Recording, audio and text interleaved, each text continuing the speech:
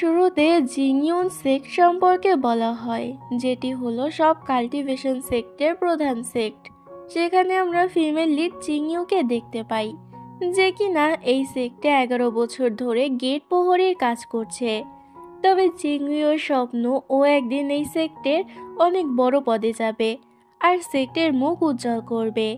ওখানেই আমরা জিংইউর সিনিয়র শুয়ানকে দেখতে পাই।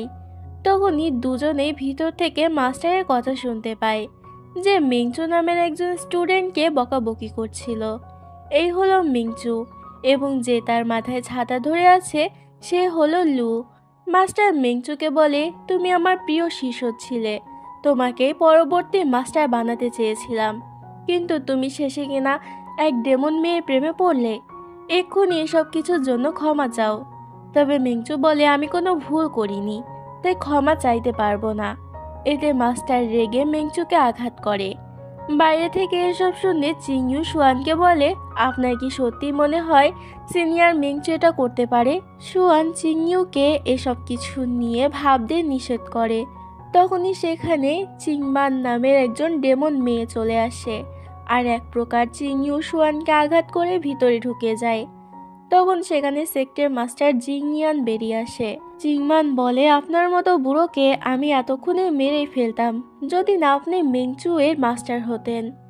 আপনার এত সাহস হয় কি করে মিংচুকে আঘাত করার? মিংচু চিংমানকে সব বলতে নিষেধ করে। চিংমান বলে, চিন্তা করো না, আমি এসে গেছি তোমাকে এখান থেকে নিয়ে যেতে। সেক্টের স্টুডেন্টরা চিংমানকে অ্যাটাক করে। এটা দেখে শুয়ান চিংইউকে সেখানে থাকতে বলে লড়াই করতে চলে যায়, তবে কিছুক্ষণের মধ্যে আহত হয়ে যায়। মাস্টার চিংমানকে মারার জন্য নিজের তলোয়ার বের করে, তবে চিংমান নিজেকে ডিফেন্ড করতে চিংইউকে সামনে ধাক্কা দেয়, যার ফলে চিংইউ আহত হয়ে যায়। চিংইউ আঘাত পেতেই দেখা যায় বাই জিউশি নামের একজন কাল্টিভেটরের বুকে ব্যথা হয়ে ওঠে। এরপরে সিনে দেখা যায় চিংইউ এর এখনো জ্ঞান ফেরেনি। অনেক রাত হয়েছিল বলে শুয়ান সেখান থেকে চলে যায়। মাঝরাতে চিংইউয়ের জ্ঞান ফিরে আসে। চিংইউ উঠে যাওয়ার সময় আবারও সেখানে জ্ঞান হারায়। এবার পরের দিন সকালবেলা সিনিয়র জিয়াং এর ডাকে চিংইউয়ের জ্ঞান ফেরে। জিয়াং জিজ্ঞাসা করে, এখন কেমন আছো? চিংইউ বলে, এখন একটু ভালো আছি। জিয়াং বলে, তাহলে যাও, আজ তোমার গেট পাহারা দেওয়ার পালা, তাই নিজের ডিউটি পালন করো। চিংইউ বলে, আমাকে একটু দেখুন, আমার শরীরের অবস্থা একটুও ভালো না, আর আমি কিনা এখন ডিউটি করব? জিয়াং এর মন খারাপ হয়ে যায় আর বলে, তোমাকে তাড়াতাড়ি সুস্থ হতে হবে। মাস্টার বলেছে যতক্ষণ না তুমি সুস্থ হচ্ছ ততক্ষণ তোমার দায়িত্ব আমাকে পালন করতে হবে। মগের মুল্লুক নাকি? চিংইউ জিয়াং এর থেকে আরও জানতে পারে যে চিংমান আর মিংচুকে মাস্টার অনেক শাস্তি দিয়েছে। এরপর জিয়াং বলে, তুমি কি জানো যে তলোয়ার দিয়ে তোমাকে আঘাত করা হয়েছে সেটার নাম কি? সেটার নাম হলো পার্পল মুন সেবার, যেটা কিনা স্বয়ং ফান জিয়াওয়ের তলোয়ার। আচ্ছা, তুমি কি এটা জানো ফান জিয়াও আসলে কে? সে হলো গ্রেট মাস্টার, যে কিনা 200 বছর আগে পুরো সেলেস্টিয়াল রিয়েলমে আরোহণ করত। তার রাজত্ব শেষ হলে সে একদিন তার ছোট ভাই স্বপ্ন এসে বলে যে সে এখন স্বর্গে আছে আর স্বর্গীয় দেবতার দাচেং এর সেবা করছে। চিংইউ এসব শুনতে একদমই ইন্টারেস্টেড ছিল না আর বলে তার অনেক পিপাসা পেয়েছে। জিয়াং তো এসব কথা পাত্তা না দিয়ে নিজের বকবক চালিয়ে যেতে থাকে আর সবশেষে বলে, তোমার যা লাগবে তুমি আমাকে বলবে, তোমার এই বড় ভাই সবসময় তোমার পাশে আছে, একদম লজ্জা পাবে না। এগুলো বলে জিয়াং চলে যায়। চিংইউ তো অবাক হয়ে তাকিয়ে থাকে, কারণ ও তো জিয়াং এর কাছে পানি চেয়েছিল। যাই হোক, চিংইউ সিনিয়র লু এর কাছে যায় আর বলে ওকে কিছু মেডিসিন দিতে, যা খেয়ে একটু সুস্থ হতে পারবে। কিন্তু লু এখানে ঘোরের মধ্যে ছিল, কারণ মিংচুকে শাস্তি দেওয়া হচ্ছিল। আমরা বুঝতে পারি হয়তো মিংচুকে ও পছন্দ করে। লু সেখান থেকে চলে যাওয়ার আগে চিংইউকে বলে, যদি শরীর বেশি খারাপ হয় তাহলে শিয়াওচু পাহাড়ে গিয়ে গোল্ড ম্যারো ঘাস নিয়ে এসো। এরপর চিংইউ লু এর কথা মতো পাহাড়ে চলে আসে আর উপরে উঠে সেই ঘাস দেখে। তবে সেখানে একটি বানর ছিল যে কিছুতেই চিংইউকে সেটা নিতে দেবে না। চিংইউ বলে, ওই দেখো ওটা কি? বানরটা পিছনে ফিরলেই চিংইউ ঘাস নিয়ে নেয়। এরপর যখন বানরটি সামনে ফিরে ঘাসকে দেখতে পায় না, তখন চিংইউ বলে, আমি কি জানি, আমি তো কিছুই করিনি। বানরটি রেগে চিংইউকে ফেলে দেয়, তবে চিংড়িও কম যায় না, বানরের লেজ ধরে টেনে ওকেও ফেলে দেয়। ওরা একেবারে নিচে পড়ার আগে কিছু একটা বানরকে ধাক্কা দেয়, যার ফলে ও একটি গাছের সাথে বাড়ি খায়। আর চিংড়িও পানিতে পড়তেই যাবে, তবে কোনো একটি শক্তি ওকে বাঁচিয়ে নেয়, আর ও পানির উপরে ভেসে থাকে। তখন পানির ভিতর থেকে জিউসি বেরিয়ে আসে, আর অবাক হয়ে চিংড়িওকে দেখতে থাকে। চিংড়িও ভয় পেয়ে জিউসির দিকে যাচ্ছিল, আর বলে আমাকে বাঁচিয়ে নিন, আমি সাঁতার জানি না। তবে জিউসি ওকে ধাক্কা দিয়ে পানি থেকে পাড়ে ছুঁড়ে মারে, আর নিজেও সেখানে চলে যায়। বানরটি তখনও রেগেছিল, তাই জিউসির দিকে পাথর ছুঁড়ে মারে। জিউসিকে বাঁচাতে গিয়ে চিংড়িও ওর উপরেই পড়ে যায়, আর অনেকটা থতমত খেয়ে যায়। বানরটার লজ্জায় চোখ ঢেকে সেখান থেকে পালিয়ে যায়। চিংড়িও জিউসিকে বলে, আমি ইচ্ছা করে পড়িনি। আর আপনার নাম কি? জিউসি নিজের নাম বলে। চিংড়িও বলে, তোমাকে ধন্যবাদ আমাকে বাঁচানোর জন্য। জিউসি বলে, ব্যাস এটুকুই, আর কিছু বলতে চাও না? চিংড়িও তো কিছু বুঝতে পারে না, আর কিছুক্ষণ ভেবে বলে, বুঝেছি, আমি তোমার দায়িত্ব নিতে রাজি আছি। এটা বলেই চলে যায়। জিউসিও অবাক হয়ে তাকিয়ে থাকে। সেক্টে এসে চিংড়িও গোল্ড ম্যারো ঘাস খেতে খেতে জিউসির কথাই ভাবছিল। চিংড়িও এতক্ষণে জিউসিকে নিজের মনে রাজকুমার বানিয়ে নিয়েছে। তখন সেখানে সোয়ান আসে।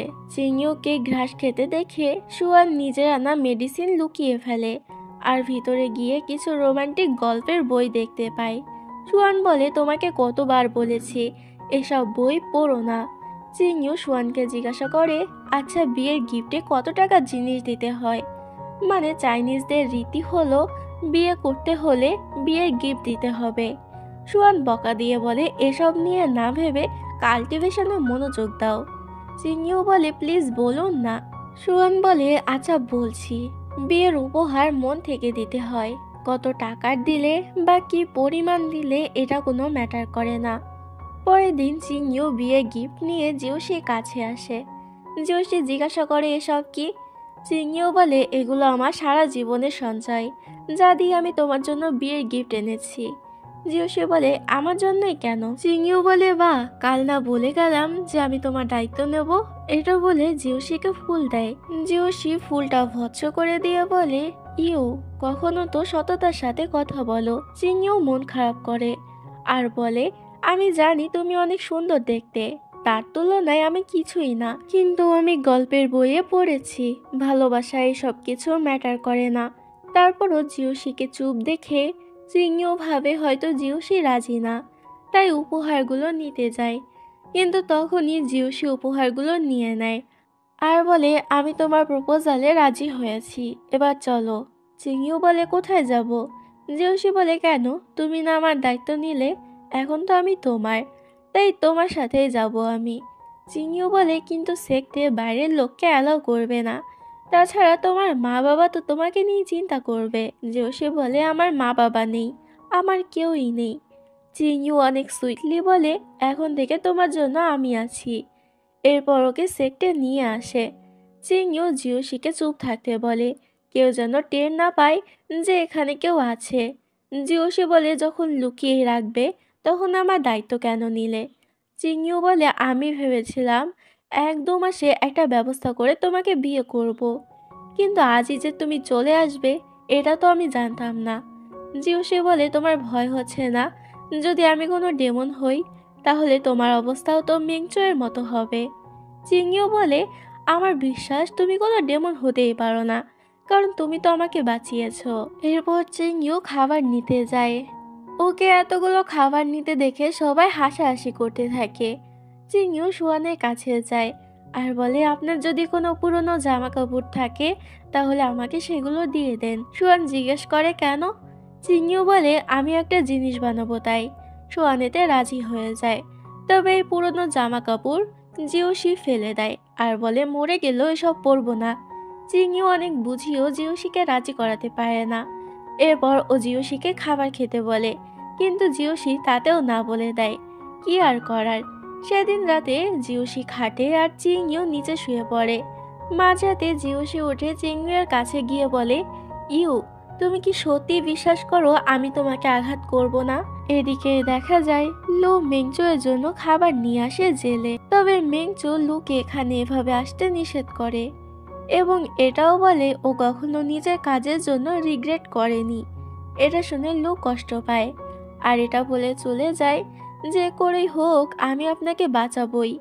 পরের দিন সকালে চিংইউ কাজে চলে গেলে সেখানে জিয়াং আসে আর উকি মেরে ভিতরে স্পষ্ট কিছু না দেখতে পেলেও বুঝতে পারে হয়তো ভিতরে কেউ আছে। কাজ থেকে ফিরতে চিংইউ এর রাত হয়ে যায়। তখনই ও দেখতে পায় লু মিংচুকে নিয়ে পালাচ্ছে।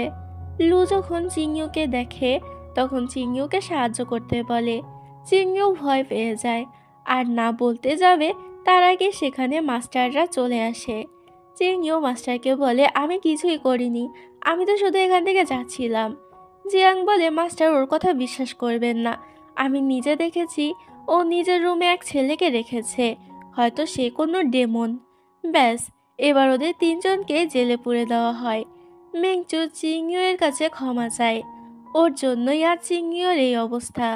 মেংচু জিজ্ঞাসা করে কিন্তু তুমি কি সত্যি নিজের ঘরে কাউকে রেখেছো? উত্তরে চিংইউ কিছু বলে না। দেখতে দেখতে ভোর হয়ে যায়। চিংইউ বাদে বাকিরা ঘুমিয়ে পড়েছে। তখনই সেখানে জিওসি চলে আসে।